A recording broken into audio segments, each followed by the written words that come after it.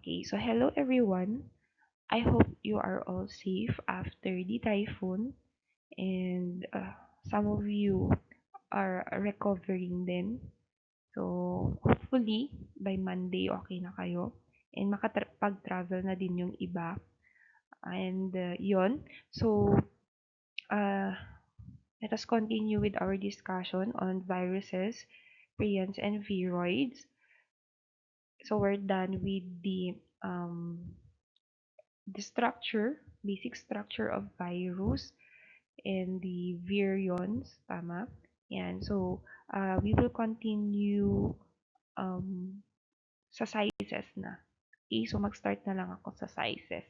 Size and shape of virus. So, virions come in many sizes and shapes, and most viruses are smaller than prokaryotic cells, so they are smaller than the bacteria and archaea. So they are ranging in size from 0.02 to 0.3 micrometer or 20 to 400 nanometer. So since viruses are extremely small, so the common unit of measure for viruses is the nanometer. So nanometer is 1,000 of a micrometer. Okay? And because of this small size, viruses can pass through bacterial filters. Kaya dyan na-discover ang viruses. Okay? So, nauna na-discover ang bacteria, but since bacteria are larger in size than the viruses, pag noong finilter na nila yung tobacco mosaic virus, 'di ba? Yun yung na-discover nila. Nag-pass through yung virus doon sa filter, so infect pa din. Okay? So, bacterial filters range from 0.2 to 0.4, okay, micrometer. So, yun yung ginagamit usually na filters. Okay? And cannot be visualized in a light microscope. So, we all know ano yung differences ng light microscope and then the electron microscope. Tama? So, light microscope, yun yung ginagamit natin. Compound microscope, okay? Monocular or binocular, di ba? Yun yung ginagamit natin sa lab. Okay. So, hindi natin na-visualize ang viruses. Kasi kahit OIO yan, oil immersion objective, hindi pa din natin nakikita. Kasi yung bacteria na lang, pag nag-observe tayo, I think nakapag-gram stain naman na kayo, in-observe nyo yung gram staining ninyo under OIO, okay? Dots pa din yung nakikita niyo. What more sa viruses na mas maliliit pa? Okay, so ang ginagamit usually ay yung electron microscope. So what are the two types of electron microscopes? We have the TEM, transmission electron microscope, and the SEM, the scanning electron microscope. Okay, ayan. So we have here the Ebola virus. Okay, yan, one of the largest virus example. Yes, we have, it has 50 to 80 nanometer in diameter and 10,000 to 40,000 nanometer in length. Ayan, so mahaba siya. Okay? And, pero hindi siya si SARS na, okay, si Spirilla, iba si Ebola virus. Okay. And then we have the smallpox virus with 200 nanometer in size. So it is about the size of the smallest cells of bacteria.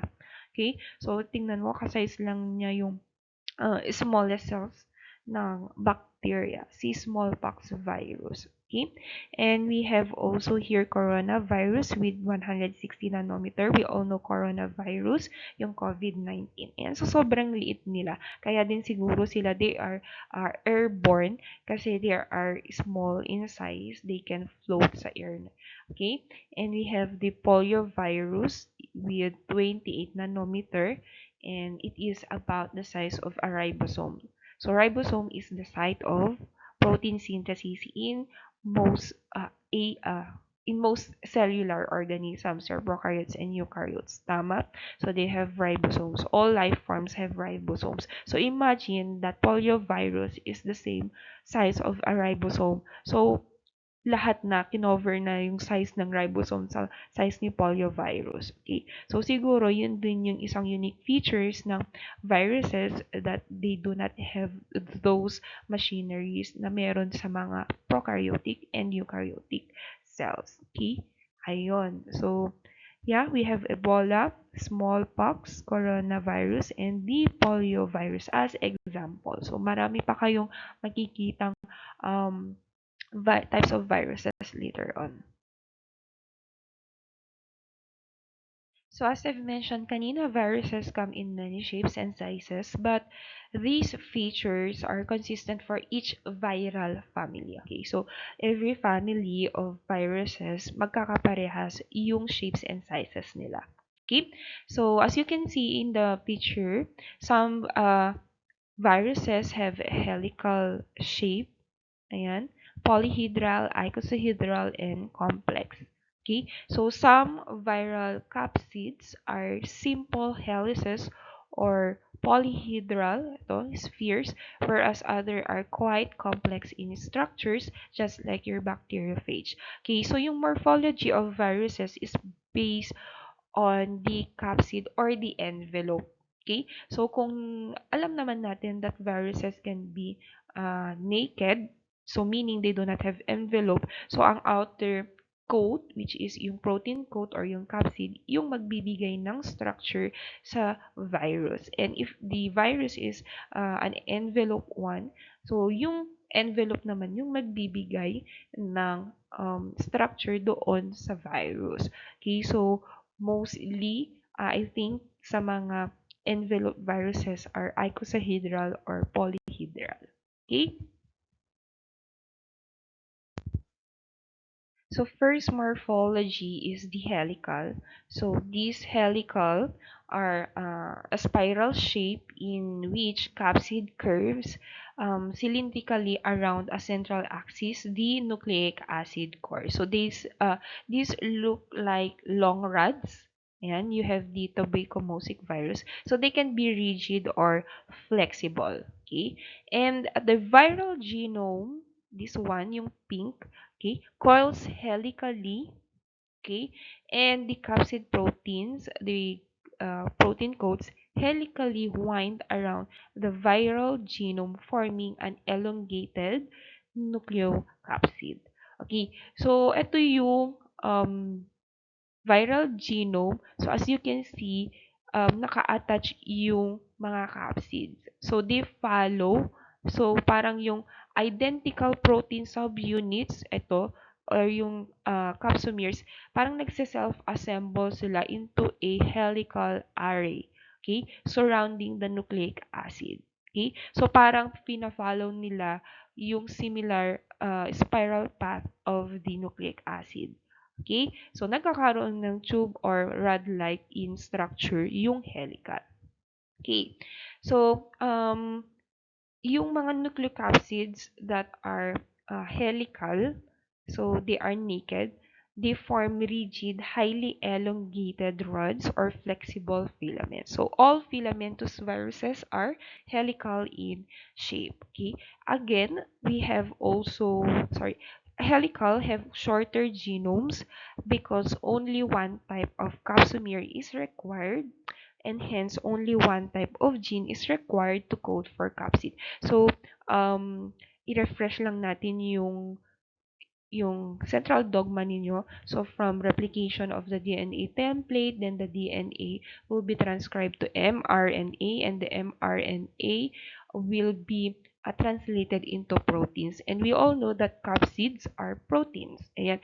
So, masisynthesize yung capsid from the gene. Okay? So, pag sa prokaryotes or eukaryotes kasi, these are cellular microorganisms. They need a long genomes because they synthesize many proteins like the ribosomes and so on and so forth. However, in virus, ang kailangan lang naman nilang i-synthesize is the capsid. So that's why they have shorter genomes. Okay, so most of the well-defined helical viruses are plant viruses, just like your tuberculosis virus, and the majority of them are naked. Kaya nasabi ko kanina that nucleocapsids, kaya tinawag kong nucleocapsids yung helical viruses kasi mostly are uh, plant viruses. They are naked. Okay? Ayan. So this one is the first virus to be discovered in the history of viruses, the TMV. Next one, we have polyhedral. Ito yung morphology na tinatawag siyang many sides. Okay? These are many-sided viruses and they have the flat faces. Yan. So as you can see, spherical siya. However, it has flat faces. Okay? So their capsids can have different number of sides. Ayan. So the genetic material is fully enclosed inside of the capsid, just unlike doon sa helical na sinosurround nung capsid yung genome, okay, yung viral genome. Dito, nasa loob na yung capsid, ine-enclose lang niya. Okay? So viruses with polyhedral structures are released into the environment when the cell dies, break down, or lysis, thus releasing the virions. Okay? So an example of polyhedral is the adenovirus. Okay, adenovirus. So as you can see, parang meron siyang triangle dito uh, uh, na flat. Yan. So it is a polyhedral. Third one, we have the icosahedral. So initially, they were considered spherical. However, electron microscopy suggests that they are icosahedral. So they have shape like spheres, and icosahedral is a specific type of polyhedral virus. Okay, so all icosahedral viruses are polyhedral, but not all polyhedral viruses are strictly icosahedral. Okay? So, ano bang pinagkaiba ni polyhedral at ni icosahedral?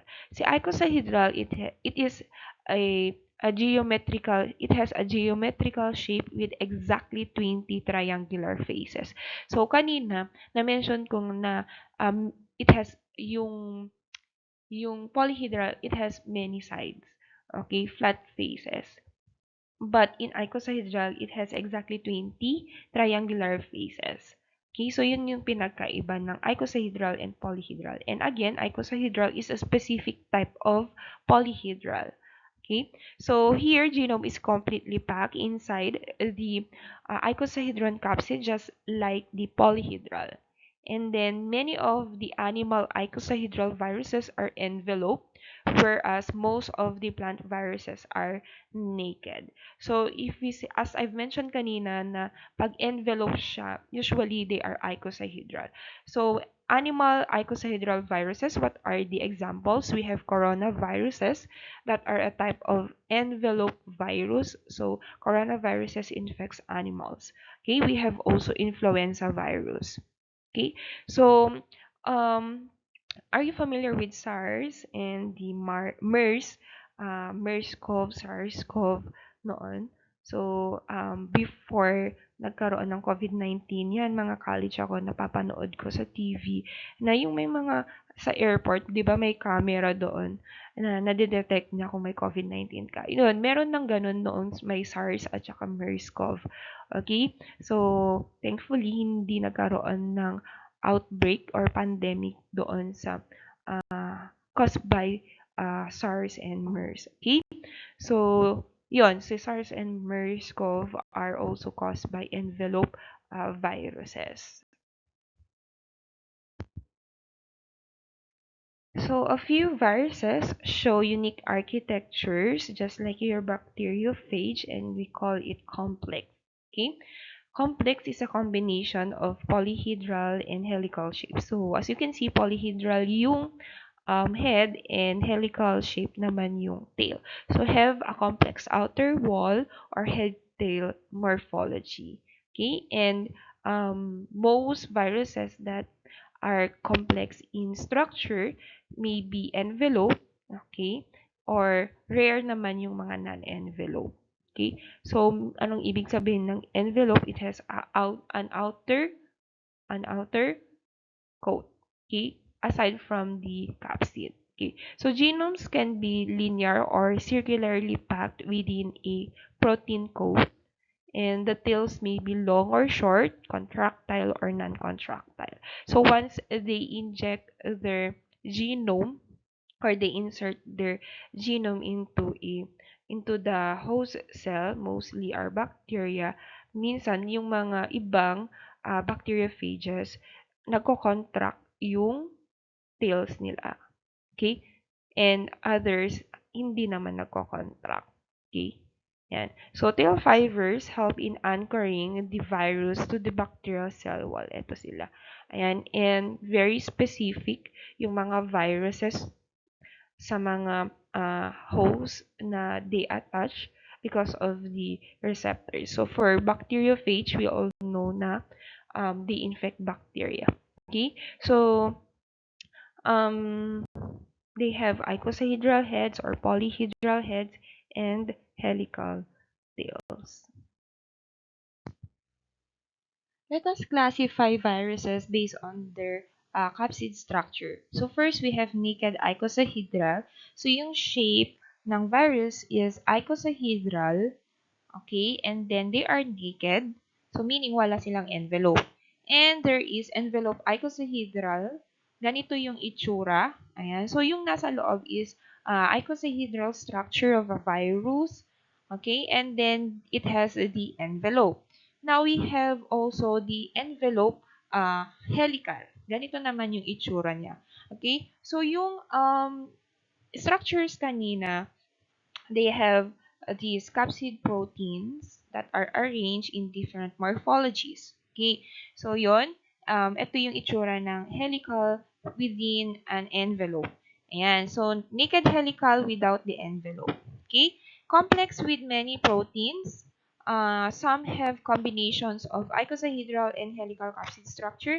So, ang example dito kanina is yung bacteriophage.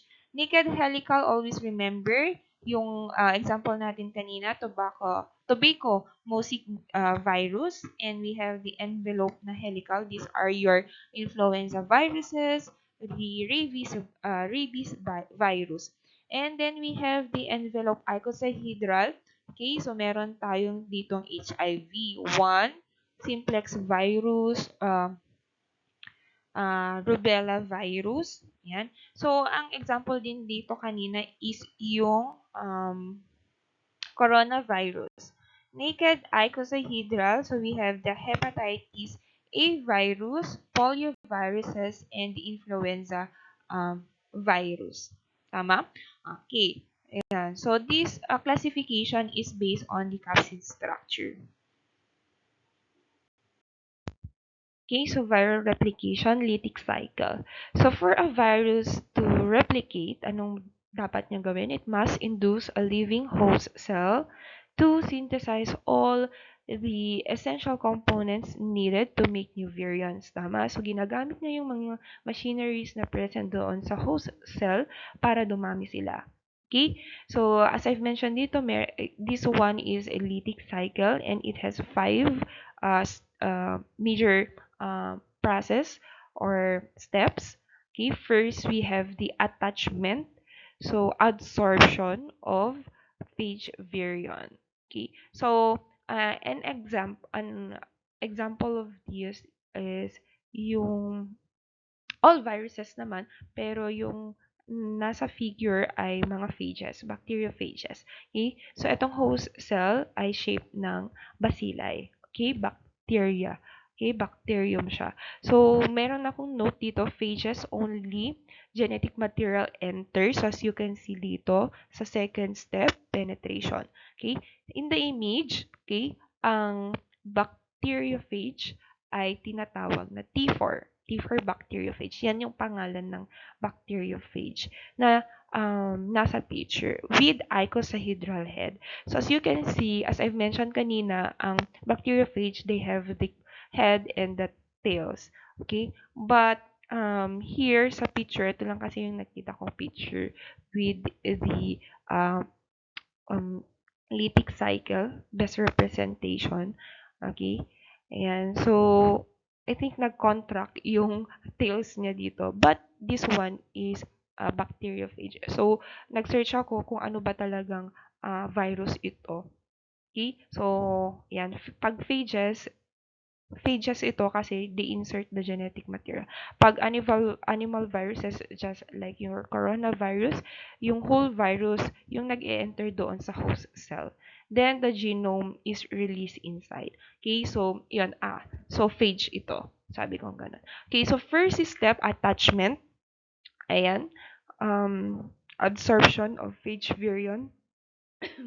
Okay, so, the bacteriophage or the phage virion, it initiates the infection by attaching to the specific receptor sites on the surface of the host bacterial cell. So, nagkakaroon ng receptor kasi kaya nagiging specific yung viruses. Okay. Si virus, meron siyang receptors that attaches to the receptors din ng host cell. So, once na combine or nag-bind yung receptor ng virion at saka nung host cell, okay, doon magkakaroon ng infection. So, okay, compatible kami nito. So, tama tong host cell na to. Okay, so mai-insert na ni virus yung genome niya. Okay? So, as I've mentioned, this attachment is a highly specific process. Okay? Ayan. So, they bind two complementary receptors on the bacterial cell wall. Next, we have the penetration of viral nucleic acid or the entry or injection of the virion nucleic acid into the host cell. Ayan. Then, third one, we have the synthesis of viral uh, nucleic acid and protein. So, dito na nagkakaroon ng na-redirect na ni virus yung host metabolism to support the replication of the virus. Ayan. So, once na na-insert na ni nucleic acid, ni virus, yung nucleic acid niya sa host cell, yun. So, since genome pa din to, as I've mentioned kanina, masisynthesize yung proteins na kailangan ni virus, which is yung capsid. Okay? Ayan. So, yun, na-synthesize na yung nucleic acid and proteins. Then, assembly. Fourth one, we have assembly and packaging of new viruses. Okay, so assembly of capsids and packaging of viral genomes into new virions. Ayan. And then the last one, we have the cell lysis and release of new virions. Okay, so in this final stage, the host cell or yung bacterial cell undergoes lysis. Okay, naglalyse, meaning it bursts open. Okay, so this is typically facilitated by phage-encoded enzymes. Okay, ano ba yung enzyme na nakakapag-break ng bacterial wall? We have the lysozyme. Okay, and so then the lysis releases the hundreds of newly assembled virions into the environment. Okay? Then, once na naka-release yung virions, anong ginagawa ni virions? Okay? They deliver the viruses from one host to another. So, they infect other susceptible host cells and continue the lytic cycle. Okay? And so, I hope clear sa inyo to. So, ito na yung viral infection. So, it can be lytic cycle or it can undergo lysogenic cycle. Okay? So, first we have the lytic cycle, which is, ito yung diniscuss ko kanina na viral replication. Okay? So, if we say lytic cycle, the host cell is destroyed or yung lyse yung cell. Okay? So, first, there is the attachment of the phage. Okay? And then there is the insertion or the phage injects its DNA into the cytoplasm of the bacteria since ito ay phage, ayan. And then the phage DNA directs the synthesis of many new phages. Okay, so the virus redirects host metabolism to support the virus replication and the assembly of new virions. Okay, and then new virions are released and uh, through cell lysis. Okay. And so, pwede na ulit silang mag-attach na to other host cell. So, ito yung diniscuss ko kanina, the viral replication. And the other one is lysogenic cycle. Okay. So, the host cell is not destroyed here, but it is genetically altered because the viral genome becomes part of the host genome. Okay. So, there is also the attachment and then the insertion of a genome into the host chromosome. Okay, so attachment of phage into the host cell surface, and then the entry of the DNA, and then there is the insertion or yan na integrate na dito yung uh, phage DNA and the host chromosome. So it is now called diprophage. Okay? And then diprophage DNA is copied when cell divides. So dito nakakopy na yung genome of the bacterial cell with the genome of the virus. Okay? So anong mangyayari pag ganito? So yung cell, it will divide. So hindi siya maglalize kasi.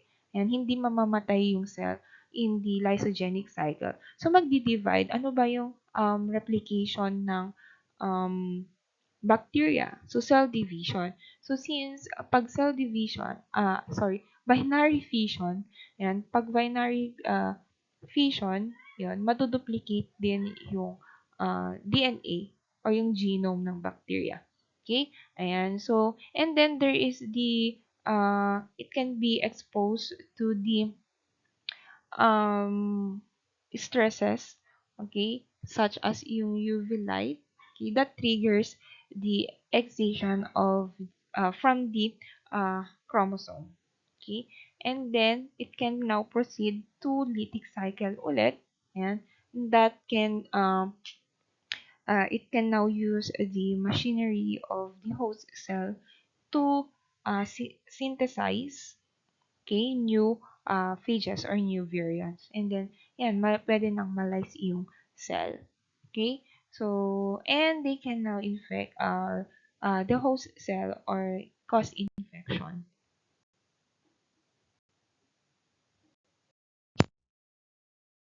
To check the viral growth, ang ginagamit is growth curve. Okay? So, one-step growth curve of to check the viral replication or the virus replication. So, ito yung growth curve. So, it has the eclipse, the latent period, the maturation, and the maturation period. Okay, so if we say eclipse, ayan, so ito na yung virus, ito yung growth curve niya, yung black. Ayan. And ito lang yung explanation. Okay, so if we say eclipse, so the infectious virions cannot be detected in the growth medium during this phase. Bakit? Because they are actively transcribing and replicating inside the host. Okay?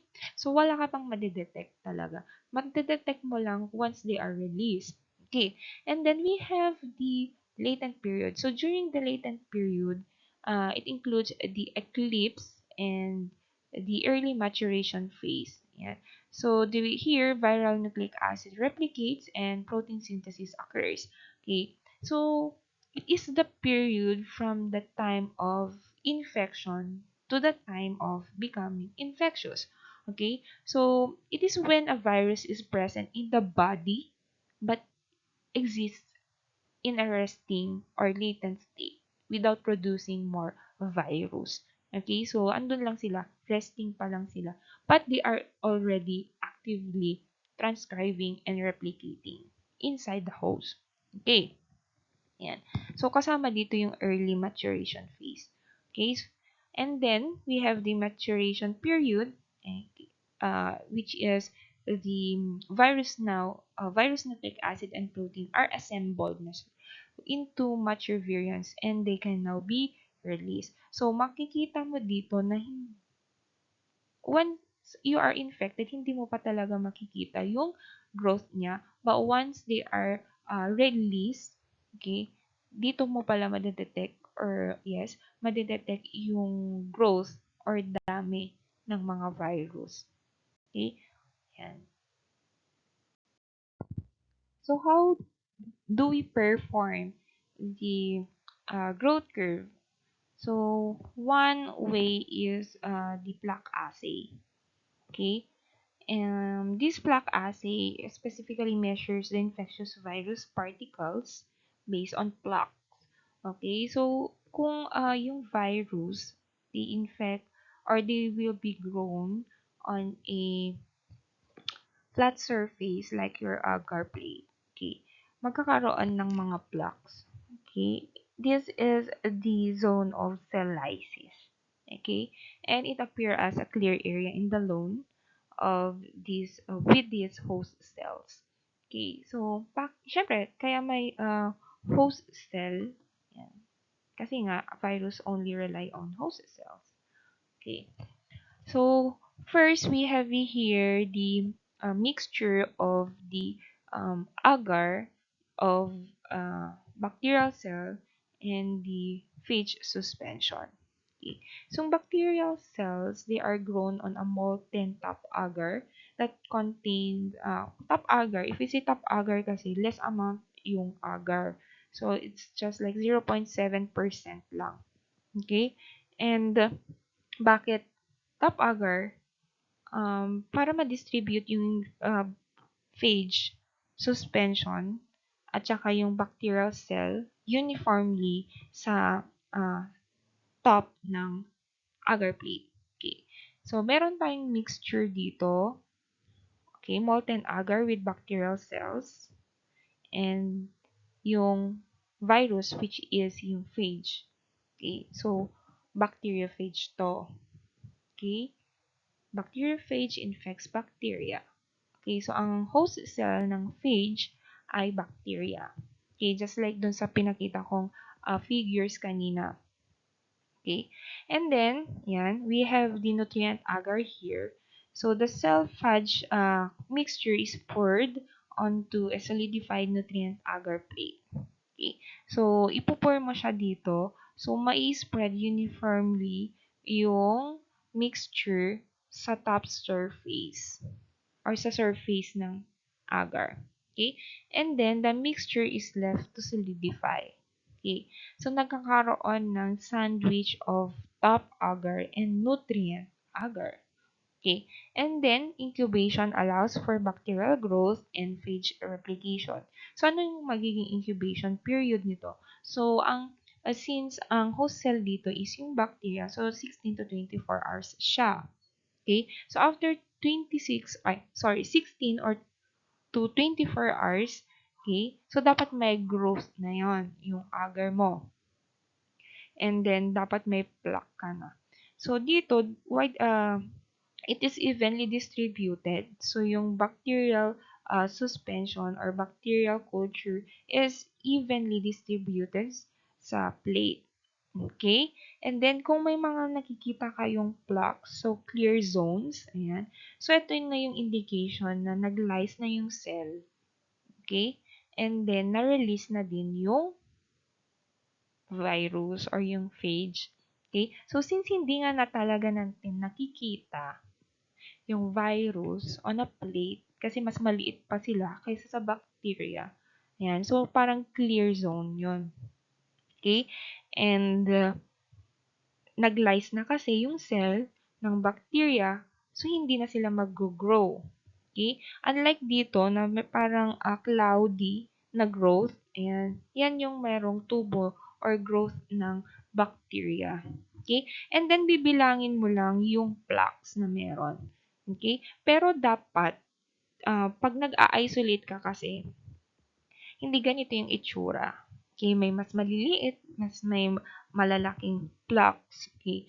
Pero, syempre, from isolation, you need to purify your isolates. Okay, paano mo malalaman na pure na siya? Pag pare-parehas na yung plaques. Bakit pare-parehas? Kasi doon nabe-base din yung size ng virus. Okay. So, yon.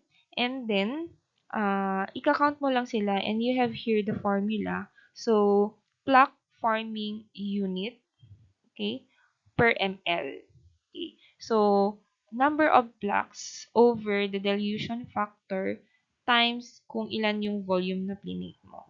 And then, makukuha mo na yung um, growth curve. Okay?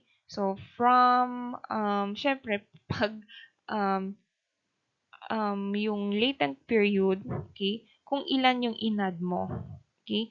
And then, pag at maturation na, doon. So, ito na yung gagamitin mong formula. PFU per ml. Okay?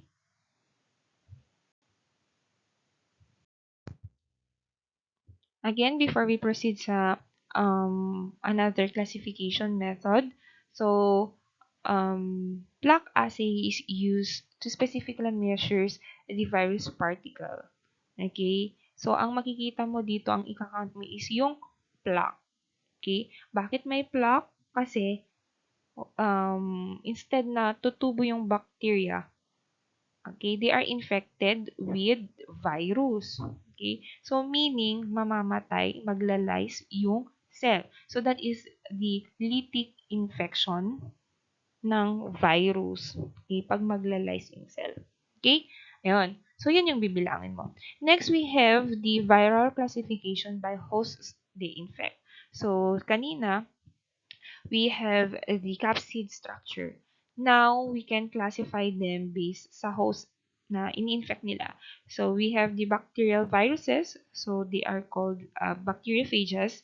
We have viral viruses then, uh, virophages, fungal viruses, mycophages. So, may mga viruses then that infect archaea, syempre, animals, plants, and also protozoa. Okay, so we have protozoan viruses. So yun lang, depende lang sa kung ano ini-infect nila. Okay? Now we proceed to virus classification by genome structure.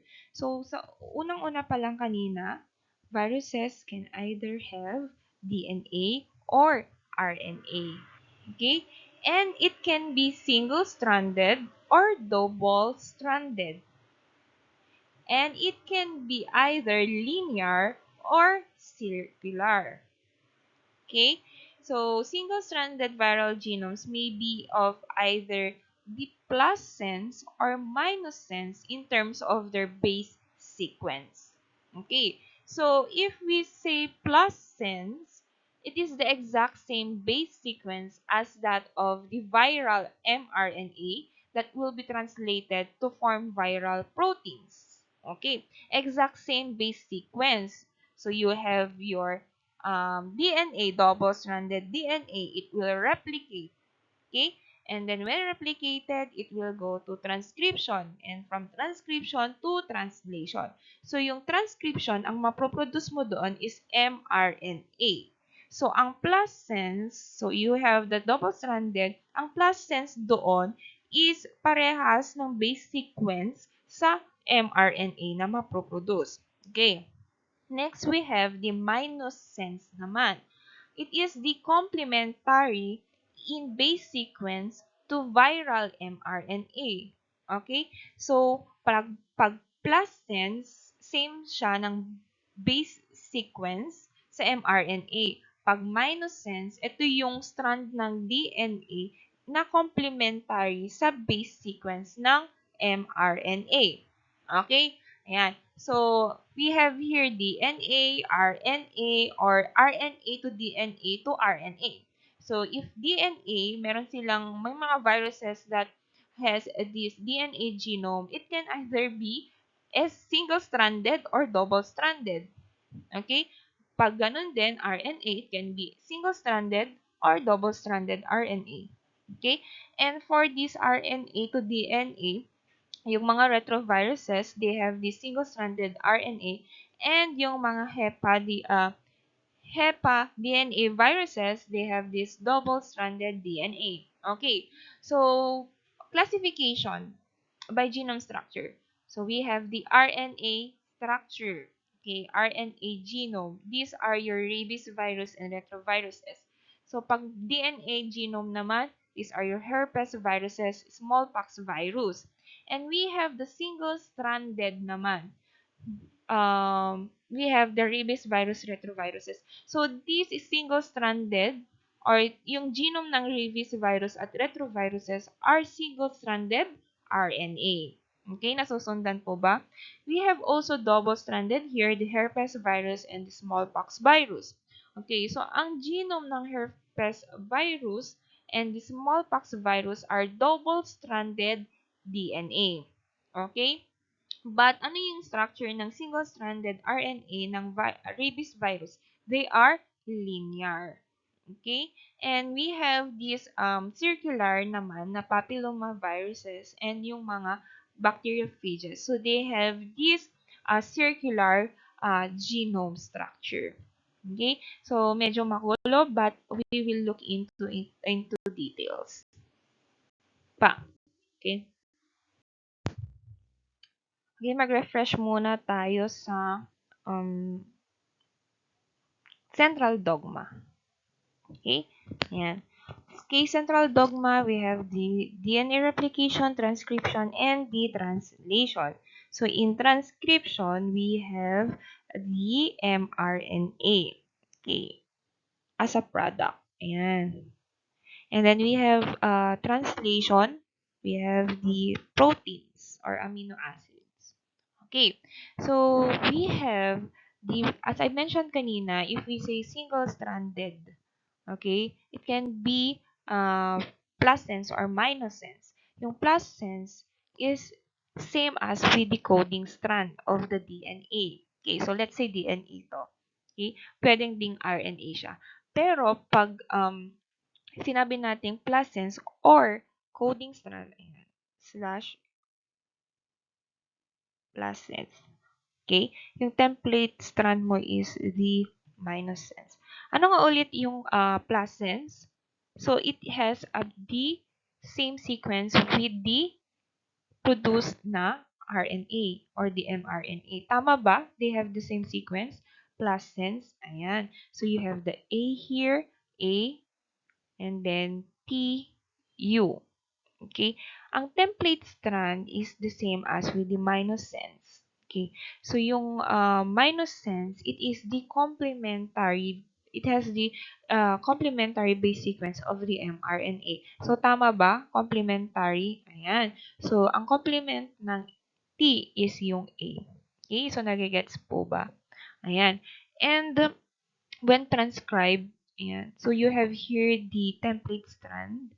Ayan. And, during transcription, ayan, mapoproduce si RNA. Ayan, magiging ganito siya. Transcript. So, or the mRNA. Okay? mRNA. Ayan. Now, ano yung magsisynthesize dito sa RNA? It's the RNA polymerase. Okay? Ayan. So, magagamit natin to in the Baltimore classification. So always remember that your plus sense is the same as with the coding strand of the DNA and the minus sense is the same as with the template strand of the DNA or RNA. Okay? Basta yung minus sense, okay, complementary siya sa mRNA. Okay? And yung plus sense, it has the same base sequence of the mRNA. Okay? Now we have the Baltimore classification. Okay, so it is the most commonly and currently used system of virus classification. It was first developed by a Nobel Prize winning biologist, David Baltimore.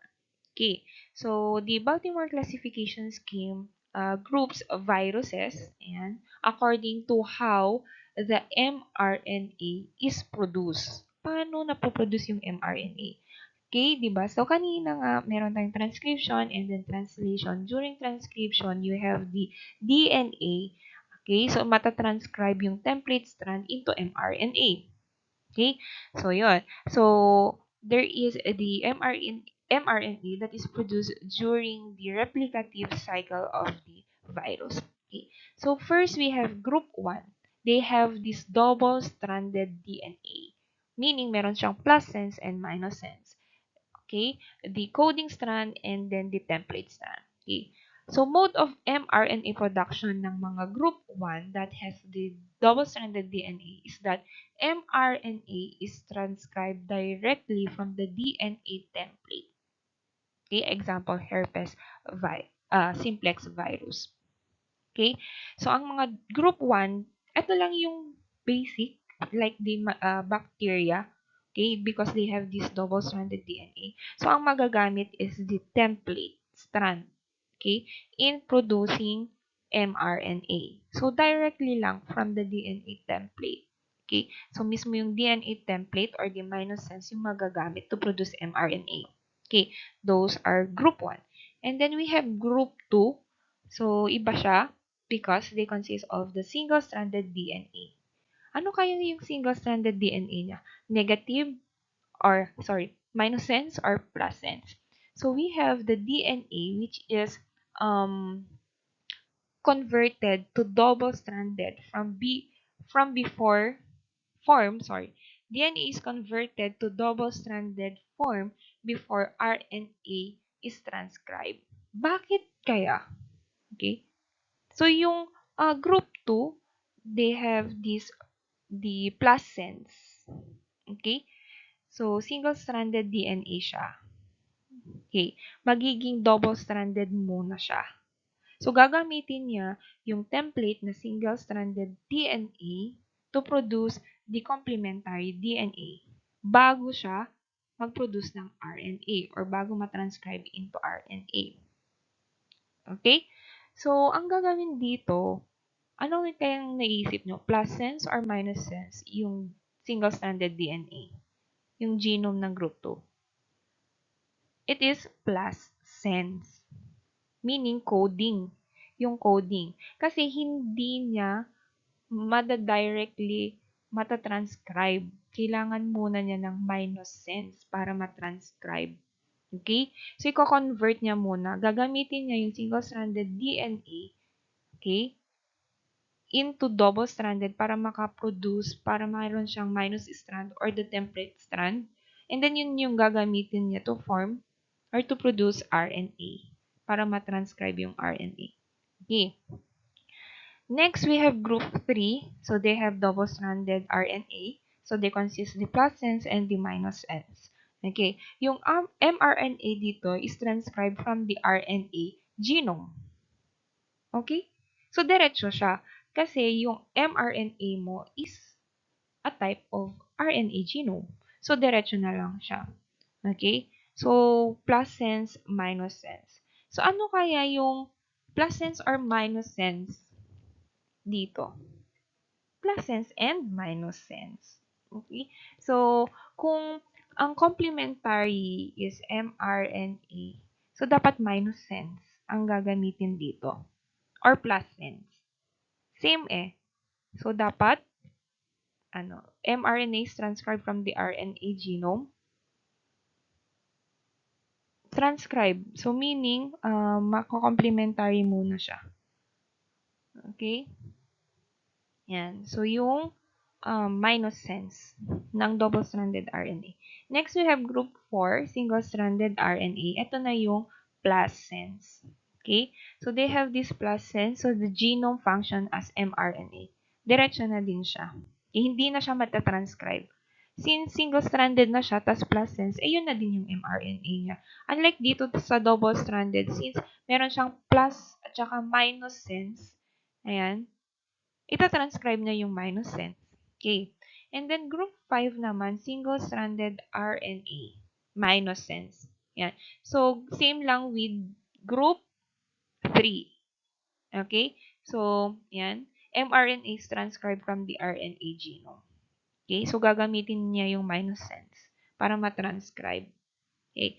And then, group 6, they have the single-stranded RNA viruses with reverse transcriptase. Okay? Ano pang ginagawa ng reverse transcriptase? It allows the viruses to convert their RNA genome into DNA. Bakit? Kailangan nilang gawing DNA? Diba? If you can remember yung viral infection kanina, para the lysogenic cycle, lysogenic cycle, di ba? I-integrate nung viral genome, yung genome niya, genome ng virus na yon sa genome ng bacteria or ng host cell. Ang genome ng bacteria ay DNA.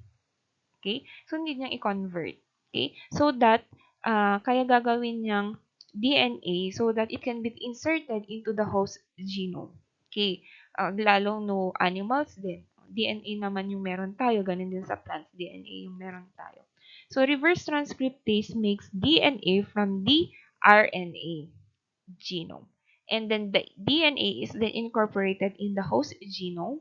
And dun na matatranscribe yung DNA genome into mRNA. Okay? From the incorporated DNA. Ayan. Di ba? Example, we have HIV, Human Immunodeficiency Virus. Okay? So, i-insert ng virus yung genome niya sa human cell. Okay? Next, we have group 5, group 7. Okay? They have double-stranded DNA viruses with reverse transcriptase. So, the viral genome is double-stranded DNA, but viral DNA is replicated through an RNA intermediate. So, the RNA may serve directly as mRNA or as a template to make mRNA. So, sobrang nakakagulo. Okay? So, meron siyang double-stranded DNA. Okay? Pero, marireplicate siya through an RNA intermediate. Okay? And then, i-reverse niya yon. So, the RNA may serve directly na as mRNA. Okay? Gaya nung group 4. Yan. Or as template to make mRNA. Okay? Pwede din pa din siyang gumawa. Okay? Ng to make mRNA. Okay? Example dito, we have hepatitis B virus. Okay? Yan. So, yon i-review nyo lang ng maigi to.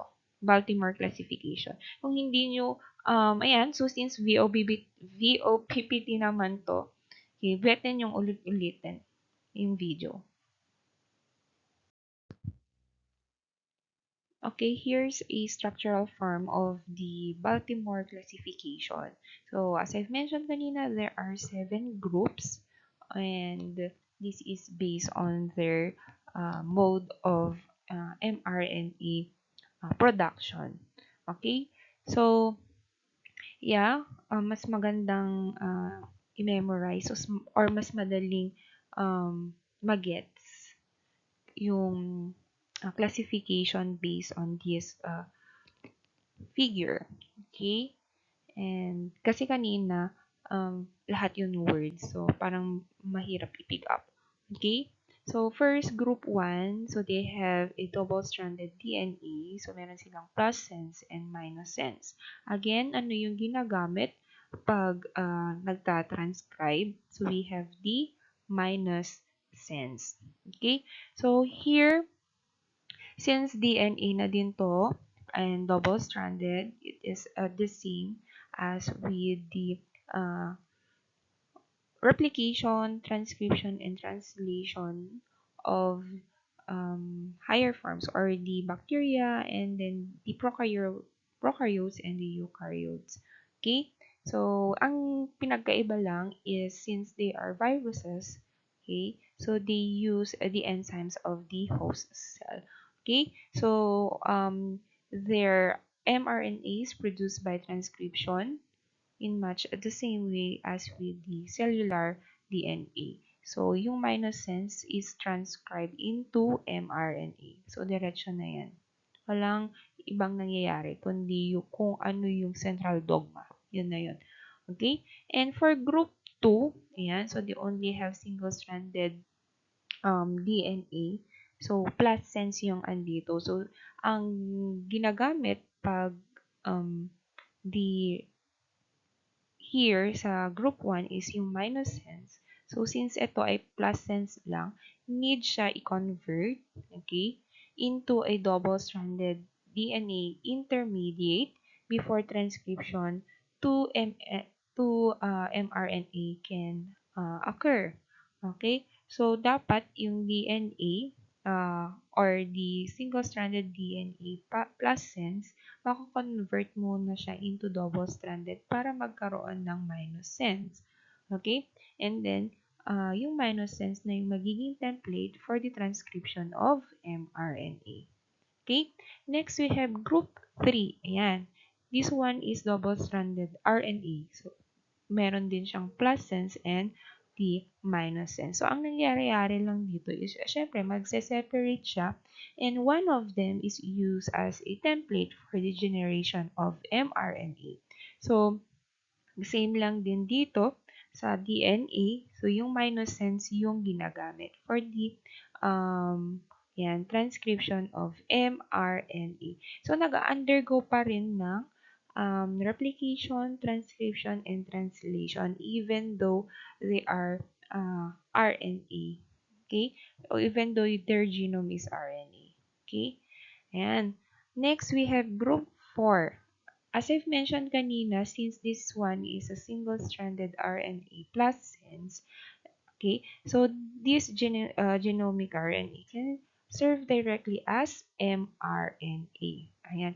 Pero, ano itong nandito na RNA minus sense?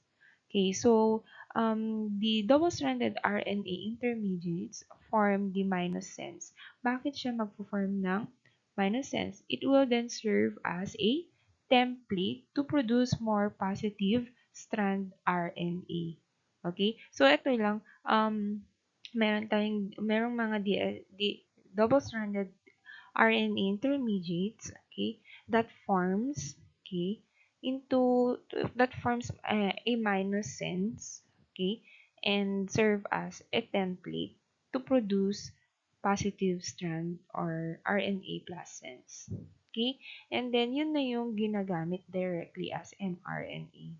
Okay? Yung RNA na. Kasi ang um, mRNA is a complementary of the negative or the minus sense. Tama?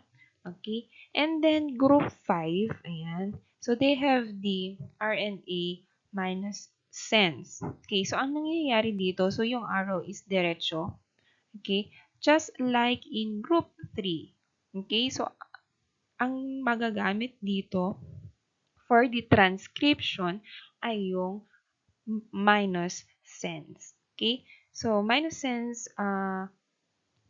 RNA is complementary siya sa mRNA na maproproduce. Okay?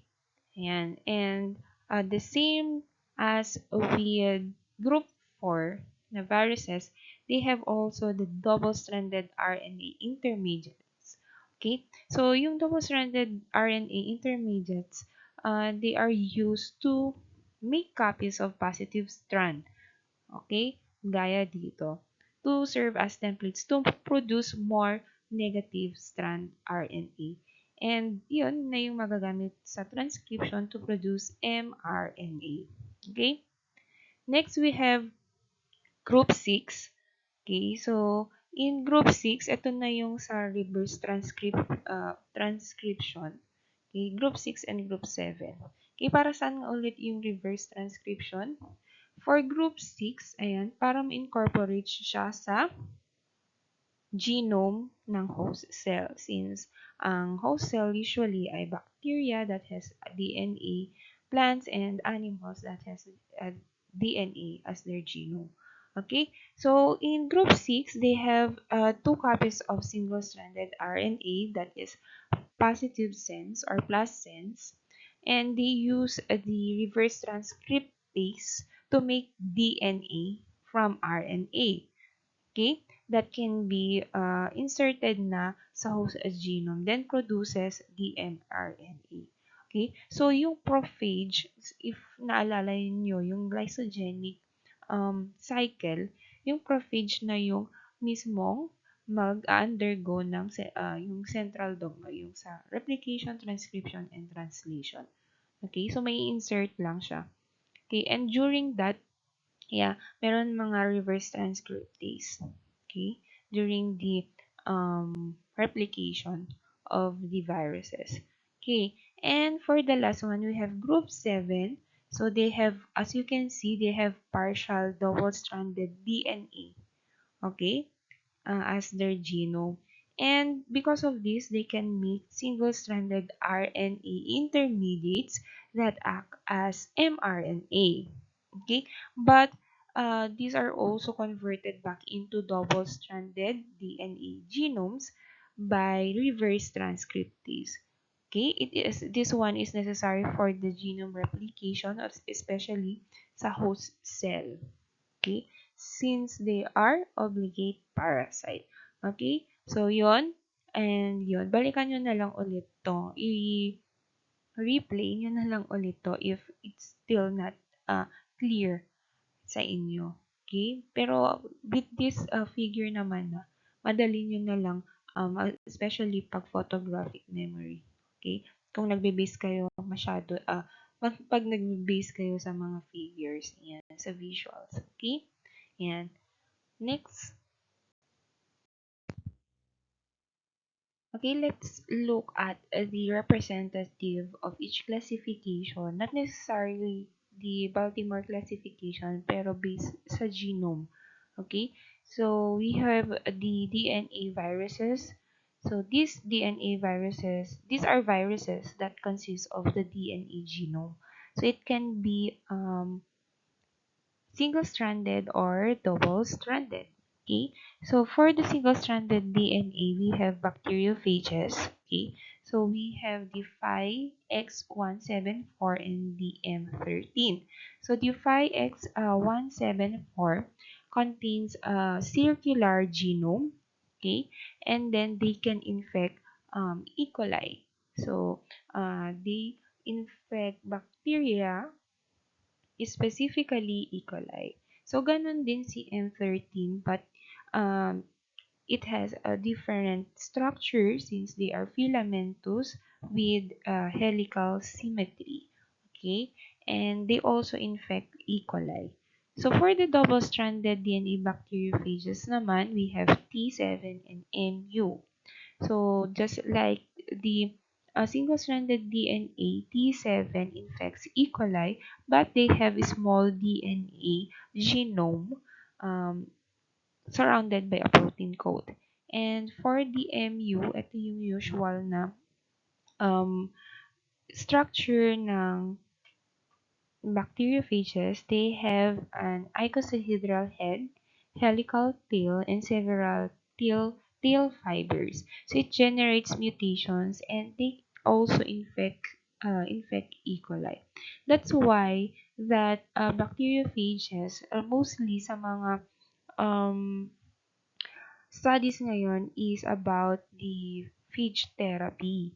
Okay, so instead of using antibiotics that can um, have these microorganisms or this bacterial pathogen to have resistance with antibiotics, pinopropose ng mga virologists to use bacteriophages instead of antibiotics for treatment, especially pag sa mga wound and other diseases. Okay? Na dapat hindi na tayo gumagamit ng antibiotics. We use, since hindi naman tina-target ng viruses yung, or ng specifically ng bacteriophages yung cells natin, and ang target lang nila ay yung mga bacteria. Okay? Yan. And then, okay, DNA archaeal viruses. So these viruses have DNA genome and they infect archaea. Okay. First we have SSV virus. They have a spindle shape structure and often clustered like yung mga in rosette forms, and they infect the sulfolobus. Okay, and next we have SIFV. So they are rigid, helical, rod-shaped structure, and they also infect sulfolobus. Next one is ATV. So they are spindle shaped with tails like the SIFV. Okay, so they are rods, and then infects hyperthermophile acidianus. So ang difference lang nila pa yung SSV virus is spindle shaped in rosette, tapos yung SIFV they are helical, and yung ATV is the combination of the two. So they have a spindle shaped head and tubes na tails or helical na tails. Okay? So, alam natin na a variety of viruses infect bacteria and eukaryotes, specifically yung may mga RNA genome na virus. Okay? Pero, walang mga concrete examples na archaeal RNA viruses, okay, na nag-i-infect ng archaea with RNA genome. Okay, so ang meron lang ay yung mga viruses that have the DNA genome. Okay, pero walang RNA archaeal viruses. Okay? Okay, so we have uniquely replicating DNA animal viruses. So these are viruses that consist of DNA genome that targets the animals. Okay, first we have the pox virus. So they have this unique brick-shaped structure that causes disease in humans and animals. Examples, we have the smallpox, cowpox, and vaccinia viruses. So for the smallpox, it was the first virus to be studied, but hindi siya yung unang na-discover. Okay, so ang naunang na-discover ay si tuberculosis virus from plants. Ito ay from animals. And it was the first virus for which vaccine was developed. Okay, and then we have the cowpox. So it is less virulent than the smallpox. And next we have the adenoviruses. So they have this group of small and naked icosahedral viruses that causes mild respiratory infections in humans. Ito, the illnesses of these adenoviruses can range from the common cold to pneumonia and bronchitis. Okay, so they target the animals. Okay, next we have the DNA tumor viruses. First, we have polyomavirus, the SV40, and they are naked icosahedral virus also, and they have these tumor-inducing proteins that bind to and inactivate the host cell proteins that control the cell division. So in this way, they promote the uncontrolled cell development. Okay, and this polyomavirus was administered to human populations mainly through contaminated polio vaccines. Okay? So yung polio vaccines that were administered to human are ay contaminated pala. Okay? And pag vaccine kasi, these are also viruses din naman. Inactivate lang. And these were produced in naturally infected SV40 monkey cells. Okay, so these are contaminated kaya na-introduce siya sa humans. Okay? Yun. And then it can induce brain and bone cancers na. Next, we have herpes viruses. Okay, they are enveloped, unlike sa polyomavirus SV40 that they are naked. And these herpes viruses cause fever, blisters, genital herpes, and shingles. So, pag ito yung usually na-observe natin na sores or mga painful rash. Okay? So we have the herpes viruses and the polyomavirus SV40 as DNA tumor viruses. Okay, so we have now the positive strand RNA viruses. Okay, First we have the bacteriophage MS2. So pag bacteriophage, they infect bacteria. Okay. So they have icosahedral capsid structure, and they infect cells of E. coli. So when they infect cells of E. coli, they attach to the cell's pilus. Okay. So ito na yung parang example ko dun sa pilus na structure na may mga naka-attach, okay, sa pilus, and these are the bacteriophage MS2. Okay. Next, we have poliovirus. Okay. One of the smallest of all virus, si poliovirus. So, iba si polyomavirus SV40. Okay, iba yon. Ito, it infects the cells of E. coli and can infect a person's spinal cord. So, ito na yung polio. Okay. So, it spreads from person to person, and it causes the person uh, causes paralysis na sa mga infected person. So, ang target nila is the spinal cord. Next, we have the very famous coronaviruses. Okay, so coronaviruses, so there is their unique appearance having a crown. Kaya sila natawag na coronaviruses.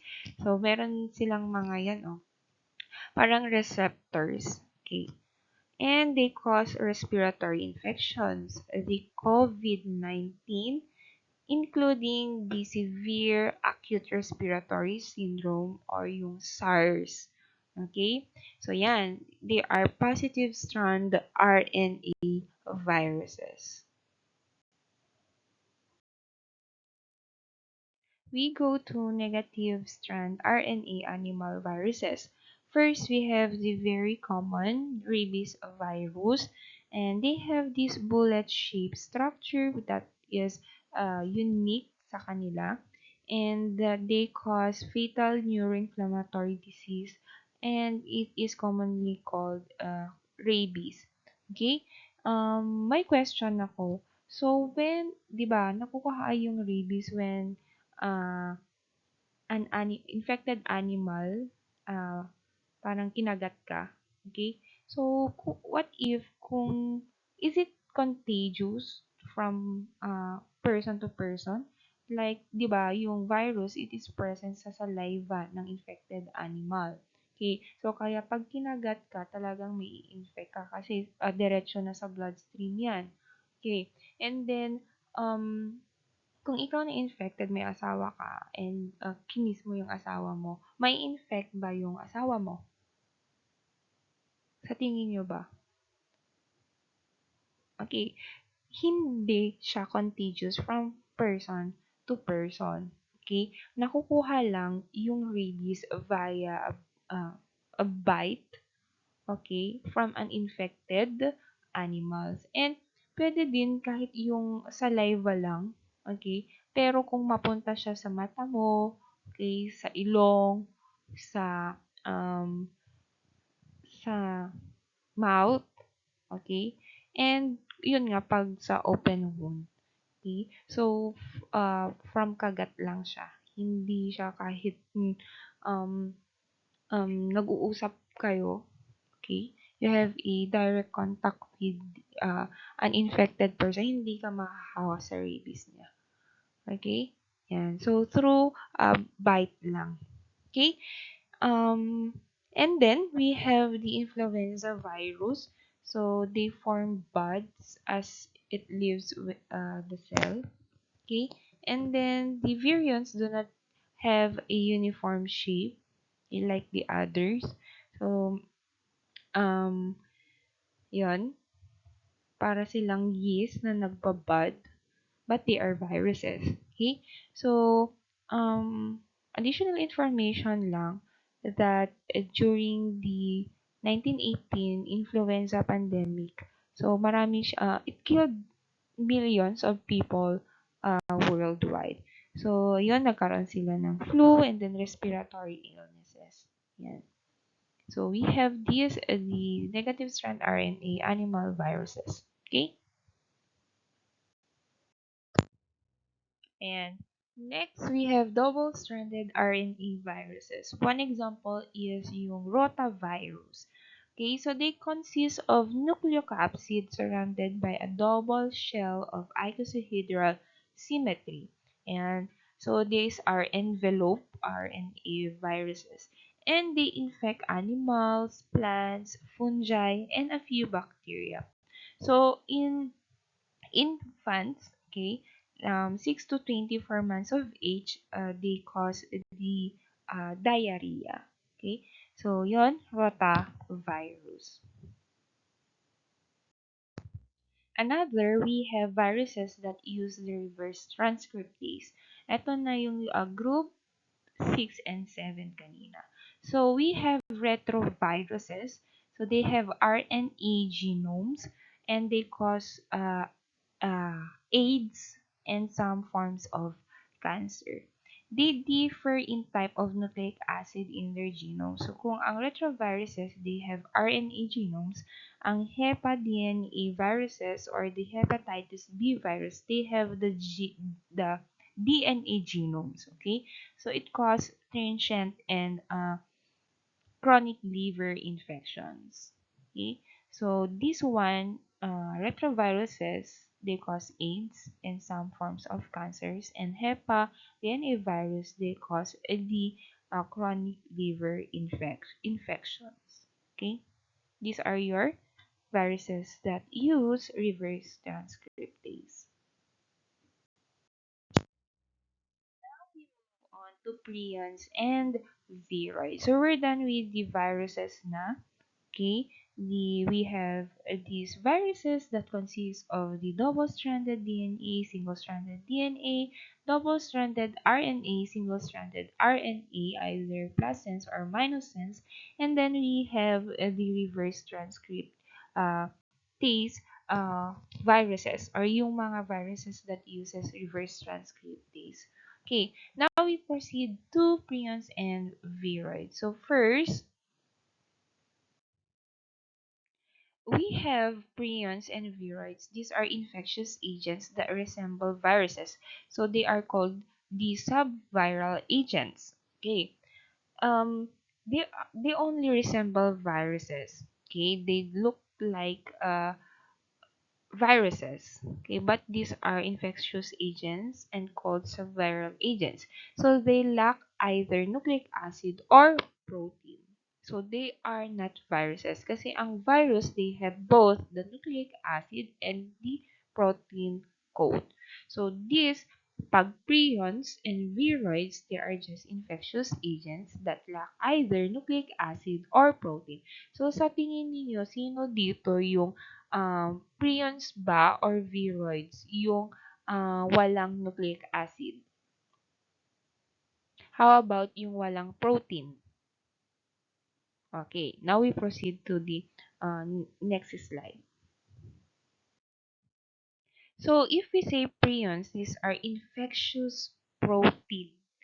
And they are also called usually proteinaceous infectious particle. So in 1982, Stanley Prusiner proposed that there were infectious proteins.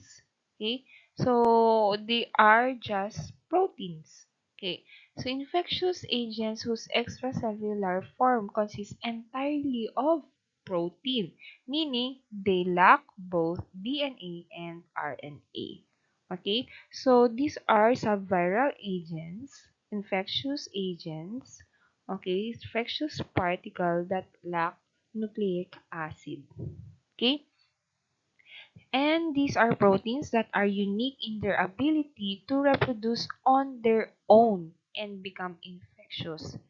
And with this, no prion diseases of plants are known, although prions have been found in yeast. Okay. Ayan. So, if prions lack nucleic acid, how is prion protein encoded? Diba? Sabi ko kanina, they can replicate on their own. So, simply, the host cell itself encodes the prion. Okay? So, kailangan pa din nila ng host cell, just like the viruses. Okay, because they are infectious particles. Okay, so paano nga ba? Yan. So we have here the PRNP or the prion protein. That is a host gene that encodes the native form known as the PRPC or the prion protein cellular. Okay. So animals have this gene na prion protein, okay, that encodes the prion protein cellular. So this one is the PRPC, that is a normal protein. Yan yung structure niya. Okay? And this native form na prion protein cellular, okay, is primarily found in the neurons of healthy animals, especially in the brain. So, nag-e-exist na talaga sila. Nasa brain na natin. Okay? Okay. And then, kung merong native form, we have the pathogenic form. Okay? So, it is designated as PRPSC, the prion protein scrappy. Okay? So, they are identical in amino acid sequence to PRPC. So, parehas lang yung native form na prion protein cellular and the pathogenic form na prion protein scrappy ng amino acid sequence. Okay? From the same species. But they have different conformation. So, as you can see, magkaiba sila. Okay? Ng structure or ng conformation. Okay? But they have the same sequence of amino acid. Okay? So, ang nangyayari yon, so since sa neuron talaga, eto, neuron cell. So, yung native form na prion protein uh, cellular, they are present sa neuron cells. Okay? Yan. So, we have here the PRPSC, which is the pathogenic form. It catalyzes the refolding of PRPC into the PRPSC. So, let's say, na-infect na yung brain ng animal with the pathogenic form PRPSC, and it catalyzes the refolding of the protein, 'di ba? Yung magkaiba yung structure kanina, yung conformation. Okay? So from the native form, which is they have this regular protein, okay? Iibahin ni prion protein scrappy yun, yung conformation niya. So iibahin niya. Okay? And then the PRPSC forms aggregates in the neural cell. Okay. Yung itong misfolded na prion na or yung protein, ayan. So they have now they aggregate now in the neural cells, and they can now lead to, okay, ayan, destruction of neural tissues and neurological symptoms. Okay? So, ang nangyayari sa loob ng neural cell, the pathogenic form is protease resistant, which is insoluble. Okay? And they form, yun nga, forms aggregates. Okay? And then, yun, they cause destruction na sa neural cells or neural tissues. So, anong magiging itsura na ng brain, if ever? Okay. So, collectively, animal prion diseases are known as transmissible spongiform encephalopathies or the TSE. Okay. So, anong nangyayari nga sa neural cell? So, if we say animal prion diseases kasi, from the name transmissible spongiform encephalopathies, they are, okay, uh, they can be transmissible. Okay, it can be transmitted to members of the same species and sometimes to other species. If we say spongiform naman, development of holes in the brain, making it appear like a sponge. Okay, so ganun yung nangyayari sa brain. Since na-destruct na yung neural cell when there's the PRPSC or the the prion protein scrappy, and nagkakaroon ng holes sa brain. Okay? And ayun, it can now cause the uh, encephalopathy, which is a disease of the brain. Okay? So, as I've mentioned kanina, walang plants ang known that is infected with these prions, so only animals. Okay. And so here are the prion diseases. So they cause several neurological diseases. So in sheep, they have this scrappy. So yung pinakita ko kanina, mainly for sheep, yung cycle or yung kung paano re-replicate yung or nare-reproduce yung prion protein scrappy. Okay? And meron ding bovine spongiform is encephalopathy or BSE or mad cow disease sa mga cattle. Okay? Ayan. So, parang iba yung itsura ng mga animals since ang target is yung brain. So, hindi nagfa-function ng maayos na yung brain. And it can cause several cell growth na or the growth and development of the animals. And we have also chronic wasting disease sa mga deer and elk. Okay? And we have in humans also, it is called Kuro and variant Creutzfeldt-Jakob disease. Okay? Yan. So, existing tong mga prions. Okay? Prions. These are just like viruses, okay, and mainly lack nucleic acid. Next, we have viroids. So, yung viroids, it is different from virus and virions. Okay? Viroids are infectious RNA molecules that differ from viruses. So, they lack protein and consist of low molecular weight RNA. So, hindi siya fully or same ng molecular weight with the RNA viruses. And of course, they lack protein. Wala silang capsid. Okay? And they are small, circular, single-stranded RNA molecules and are naked RNA. So, no protein capsid. So, RNA lang sila. Okay? And no viroids are known that infect animals or microorganisms. Okay? So, sa mga plants lang sila. So, they cause a number of important plant diseases. Okay? And since these are just like viruses, okay, so they are just RNA, they are not cells, okay, they are subviral agents, okay. They don't have those machineries, okay, to reproduce. That's why they reproduce only within a host cell, okay. And so first we have the coconut kadang-kadang viroid. So merong siyang color change, okay, in the foliage. And yung infected na coconut, they have smaller leaves and yung mga spindle-like elongation of the tubers. And so magkaiba. So sa height pa lang, okay, alam mo nang infected or meron ng disease yung coconut. Okay, sa height. And then, ganun din yung mga naproproduce na coconut fruit. Okay? And meron ding viroids sa mga they cause potato spindle tuber viroid.